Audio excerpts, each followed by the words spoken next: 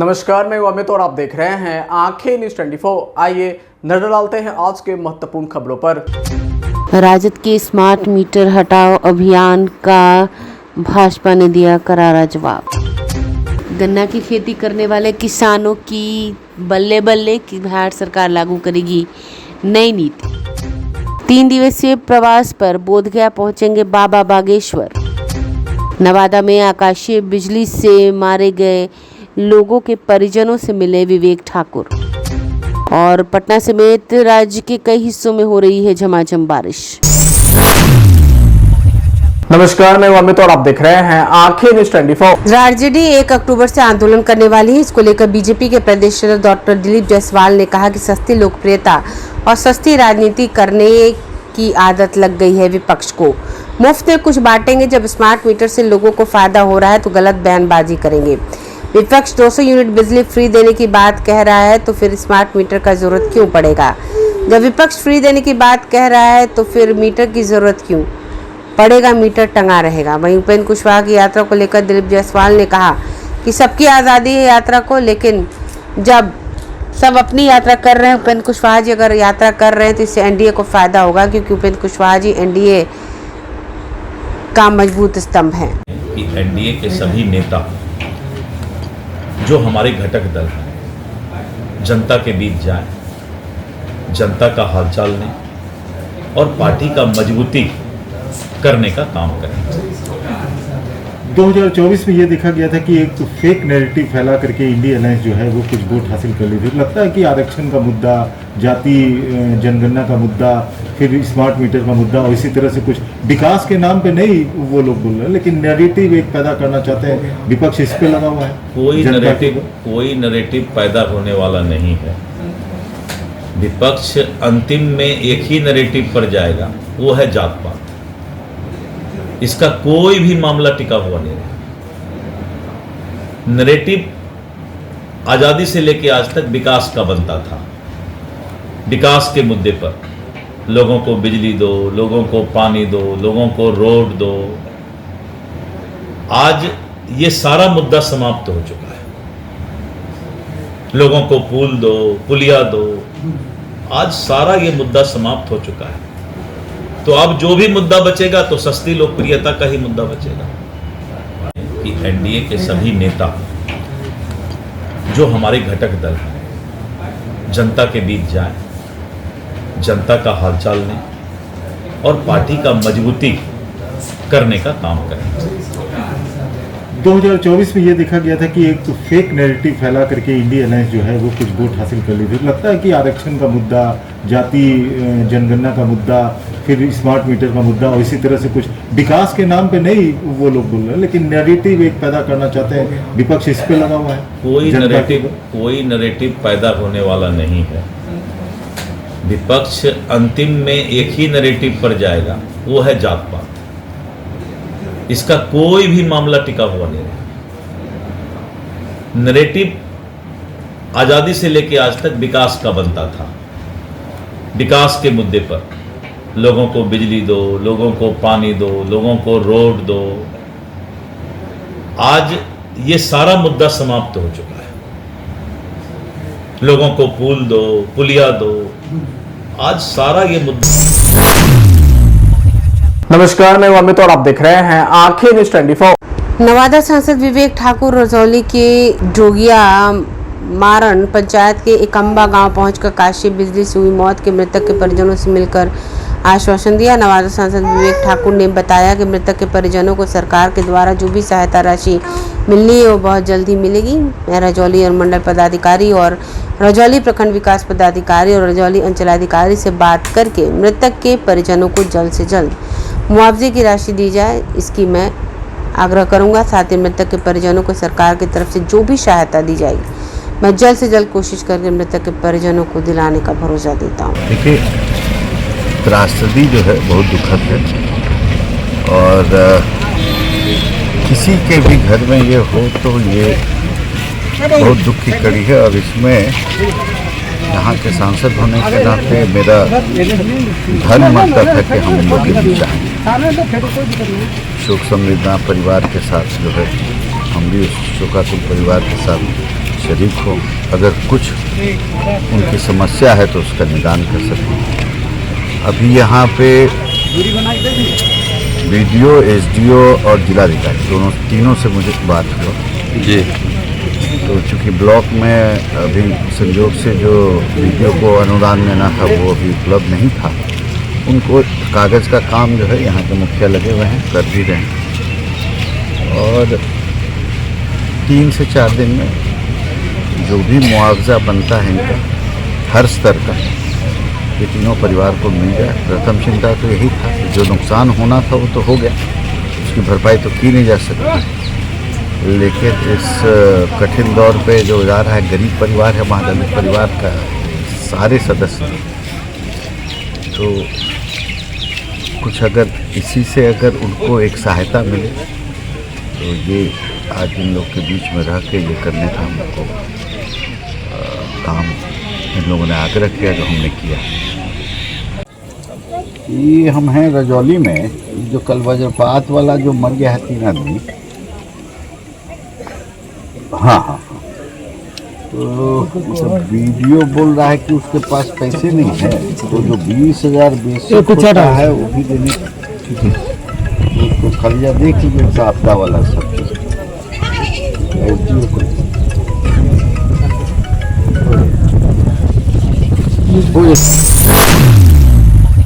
नमस्कार, मैं अमित और आप देख रहे हैं आंखें न्यूज़ 24। बाबा बागेश्वर अपने 200 अनुयायियों के साथ गया दौरे पर आ रहे। वह 3 दिनों तक बोधगया में प्रवास करेंगे। इस दौरान वह एकांतीय रूप में पिंडदान का कर्मकांड करेंगे। हालांकि उनका दिव्य दरबार नहीं लगेगा, लेकिन भक्त ऑनलाइन भगवत कथा का लाभ ले सकेंगे। विश्व प्रसिद्ध प्रतिपक्ष मेले में गयाजी धाम में पिंडदानियों की भीड़ को देखते हुए वीडियो संदेश में बाबा बागेश्वर ने खुद इसकी पुष्टि की है। उन्होंने कहा वह 2 या 3 दिनों के लिए बिहार के गयाजी आएंगे। पहले उनका कार्यक्रम 26 सितंबर को आगमन और 2 अक्टूबर के बाद प्रस्थान था, लेकिन प्रतिपक्ष मेले में भीड़ के मद्देनजर प्रशासनिक अनुमति नहीं मिलने से वो सिर्फ 3 दिनों के लिए गया में प्रवास करेंगे। 26, 27 और 28 सितंबर को वह गया में रहेंगे। इस बीच भक्तों का बागेश्वर बाबा के द्वारा कही जाने वाली भागवत कथा का ऑनलाइन ही लाभ मिल सकेगा। बाबा बागेश्वर धाम के आचार्य पंडित धीरेन्द्र शास्त्री उप बागेश्वर ने वीडियो संदेश के माध्यम से बताया कि बिहार के गया के लिए कार्यक्रम के बारे में बताने में उन्हें प्रसन्नता हो रही है। वह गया जी को प्रणाम करने आ रहे हैं। प्रशासनिक व्यवस्था के कारण सार्वजनिक रूप से कथा करने की अनुमति प्राप्त नहीं हो पा रही है, क्योंकि अत्यधिक भीड़ है और श्राद्ध पक्ष का मेला गया जी में लगा हुआ है। इसके कारण प्रशासन को भी दिक्कत ना हो, इसलिए वे मात्र 200 अनुयायियों के साथ पिंडदान के कर्मकांड की पद्धति को पूर्ण करने के लिए आएंगे। पिंडदान के कर्मकांड को एकांतीय रूप में पूर्ण करेंगे। बोधगया में प्रवास करेंगे। धीरेन्द्र कृष्ण शास्त्री बिहार और आसपास जितने भी लोग हैं उनको कथा का लाभ ऑनलाइन हो पाएगा। पूछा है गया के कार्यक्रम के बारे में, बिहार के कार्यक्रम के बारे में, इस वीडियो के माध्यम से बताते हुए हमको प्रसन्नता है। गया जी में हम प्रणाम करने तो आ रहे हैं, परंतु प्रशासनिक व्यवस्था के कारण सार्वजनिक रूप से कथा करने की हमको अनुमति प्राप्त नहीं हो पा रही, क्योंकि वहां अत्यधिक भीड़ होने के कारण श्राद्ध पक्ष का मेला लगा हुआ है, जिस कारण से प्रशासन को भी कोई दिक्कत ना हो। इसलिए हम मात्र 200 अनुयायियों के साथ में पिंडदान के कर्मकांड की पद्धति को पूर्ण करने के लिए एकांतिक रूप में जाएंगे। इसलिए गया जी, गया के आसपास बिहार के जितने भी लोग हैं उनको कथा का लाभ तो ऑनलाइन ही हो पाएगा। वहां की व्यवस्था के कारण यह बदलाव है। भविष्य में, आगामी समय में बिना पितृपक्ष के हम गया जी में कथा सुनाएंगे। इसलिए गया बिहार के जितने भी श्रद्धालु हैं, वह जो बार बार जानकारी खबर दी जा रही है वो गलत दी जा रही है। हम मात्र 2 दिन के लिए जाएंगे, 2 या 3 दिन हम मात्र रुक पाएंगे, क्योंकि हमें नवरात्रि की साधना के लिए वापस आना है, मौन साधना में यहाँ बैठना है। इसलिए केवल 2 या 3 दिन हम वहाँ गया जी में जाएंगे और जो कर्मकांड की पद्धति है उसको पूर्ण करके हम वापस आएंगे। फिर कभी बालाजी की कृपा हुई, विष्णुपाद भगवान की दया हुई, तो हम गया जी में एक भागवत कथा बिना पितृपक्ष के मेला के सुनाएंगे। नमस्कार, मैं अमित और आप देख रहे हैं आंखें न्यूज 24। बिहार में इस बार किसानों की बल्ले बल्ले होने वाली है। यह नीतीश सरकार गन्ने की खेती का रकबा बढ़ाने को लेकर एक नया कदम उठाने जा रही है। इसके लिए 1 अक्टूबर से बिहार राज्य गुड़ उद्योग प्रोत्साहन नीति लागू होगी। इस पहल से किसान समृद्ध तो बनेंगे ही, साथ ही रोजगार भी सृजन होगा। बता दें कि प्रदेश सरकार इस नए कदम से 38 जिलों में खेती को बढ़ावा देने की तैयारी कर रही है। वहीं उद्यमियों को योजना का लाभ लेने के लिए ऑनलाइन आवेदन करना होगा। बता दें कि गन्ना उद्योग विभाग ने इस नई योजना के लिए केन केयर सॉफ्टवेयर विकसित कराया है। गन्ना उद्योग मंत्री कृष्णनंदन पासवान ने बुधवार को पत्रकारों को इसके बारे में जानकारी भी दी। उन्होंने बताया कि गन्ना किसान से लेकर उद्यमियों को अब सभी तरह की योजना का लाभ केन केयर पोर्टल के माध्यम से दिया जाएगा। मंत्री ने प्रेस वार्ता में आगे कहा कि चालू वित्तीय वर्ष में गुड़ उद्योग लगाने वाले को अनुदान के लिए 12 करोड़ रुपए से अधिक राशि का प्रावधान किया गया है। इसके बाद गन्ना आयुक्त अनिल झा ने बिहार राज्य गुड़ उद्योग प्रोत्साहन नीति के बारे में विस्तार से जानकारी दी। उन्होंने बताया कि सरकार की तरफ से 50% अनुदान देने का प्रावधान है। साथ ही ऐसे उद्यमी जो 5 करोड़ रुपए से अधिक निवेश करना चाहते हैं उनको ब्याज पर 10% अनुदान देगी। चीनी मिलों के हित को ध्यान में रखते हुए 15 किलोमीटर की दूरी पर ही गुड़ उद्योग लगाने की अनुमति दी जाएगी। वहीं गन्ना उद्योग विभाग के प्रधान सचिव नर्मदेश्वर लाल ने बताया कि सभी 38 जिलों में गन्ने की खेती को सरकार की तरफ से बढ़ावा मिलेगा। वहीं मुख्यमंत्री गन्ना विकास योजना का लाभ लेने के लिए किसानों को जागरूक किया जाएगा। गन्ना की उपज को बढ़ावे व आधुनिक प्रकार के गन्ना बीज का उपयोग करने के लिए किसानों के बीच त्रिस्तरीय बीज उत्पादन कार्यक्रम लागू करने की तैयारी चल रही है। इस पहल से गुड़ उद्योग को प्रोत्साहन मिलने की उम्मीद है। नमस्कार, मैं अमित और आप देख रहे हैं आंखें न्यूज 24। बिहार की राजधानी पटना में बुधवार को बारिश होने पर उमस और गर्मी से लोगों को राहत मिली है। वहीं पटना में अधिकतम तापमान में 4 डिग्री गिरावट दर्ज की गई। बता दें कि यहां का पारा 31.6 डिग्री दर्ज किया गया। वहीं मौसम विभाग ने 28 सितंबर तक बिहार में कहीं मध्यम तो कहीं अति भारी बारिश होने की संभावना जताई है। विशेषकर 25 से 27 सितंबर तक राज्य के 14 जिलों में भारी और अति भारी बारिश का अलर्ट जारी किया गया है। इस दौरान राज्य के अधिकतर जिलों में मेघ गर्जन के साथ वज्रपात एवं 30 से 40 किलोमीटर प्रति घंटे की रफ्तार से सतही हवा चलने की भी संभावना जताई गई है। इसकी मुख्य वजह बंगाल की खाड़ी क्षेत्र में ताजा हलचल है। बता दें कि मौसम विभाग ने बताया कि बिहार में कम बारिश की वजह से समान तापमान वाले दिन घटे हैं। वहीं पिछले 2 सालों में ये ट्रेंड काफी तेजी से बढ़ा है। दरअसल 2 साल पहले तक महीने में मानसून अवधि में समान तापमान औसतन 20 से 22 दिन रहता था, जो घटकर अब 10 से 11 दिन तक सीमित हो गया है।